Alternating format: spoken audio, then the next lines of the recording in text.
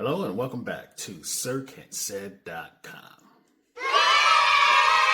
Thank you. This week, I wanted to talk about the very thoroughly enjoyable Peacemaker over on HBO Max. This season was at least as good as the first season and left off on a huge cliffhanger, which I get to. But I first wanted to talk about what I didn't like about this season, and there was one fucking thing.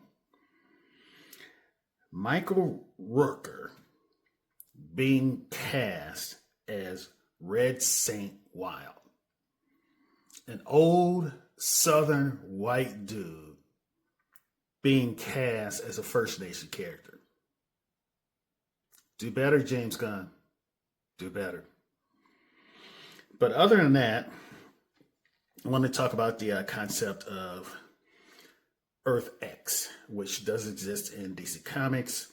It is a planet where Trump supporters won the Second World War. The heroes for that planet are called the Top Trio. Yeah, the Top Trio. And they are the only superhero group known in that universe on that planet, and they are fighting a group of resistance fighters, as you see in the series. But the funny thing about this is that Chris's father, Augie, doesn't necessarily believe or support this Nazi thing, this Trump supporter thing. He is in the mind that he does what he can, but he is not down with these people.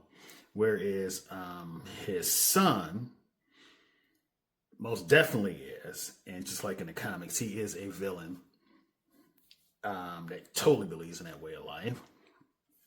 And the reason it turns out that Chris went back was because, as we all know, he killed his brother by accident on orders of his father at a very young age.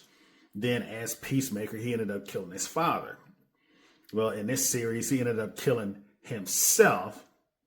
Because remember, all sin and earth, there's another Chris, another Peacemaker there, and they got into a fight. He ended up killing him by accident, but he killed himself. And then had to dismember said body with Vigilante, who thought that was just a hoot. So death may follow Chris, and he starts to believe that towards the end of the series. I wanted to touch on briefly Checkmate, the business that some of them formed and quit their day jobs to do after taking some of Vigilante's millions of dollars in drug money. Checkmate is a super secret organization in the comics that was started by Amanda Waller, but it's so convoluted that we could be here another 20 goddamn minutes going into that, so I'm not going to do that. It does exist. It'll be interesting to see how they use it or gets used next season, because like I said, it's a super secret organization apart from Argus. So how are you going to use this when you got your name plastered on the side of the building? That'll be interesting to see. Let's see. Rick Flag Sr. Towards the end, this last episode, as he was dedicating time and manpower to finding a livable planet to be used as a prison for metahumans, he became further and further disconnected from the reality that he was subjecting his men to as he got in league with Luthor.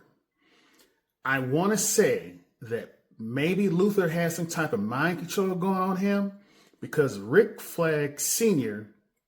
wouldn't just blow off losing guys. I don't believe that. I think he was being controlled with the cavalier attitude he had towards losing his guys like that. Also, yo man, yo, you using your job as plenty of fish is not cool. Okay, you don't try dating and you smash one of the women who work under you, man. That's not cool. And finally, Salvation. Salvation really was a planet where they really did imprison supervillains. Unfortunately, it turned out that this planet was not empty, wasn't unoccupied. It was a testing ground for Desaad. Desaad is the right-hand man of Darkseid. He has Darkseid's ear. He's his master scientist. He trains the parademons, which is what's going on his planet. And he is also in charge of torturing people. So the rumors have it that Peacemaker will introduce Darkseid. And if they stick to this Salvation doing what it's doing right now, that shit could go down.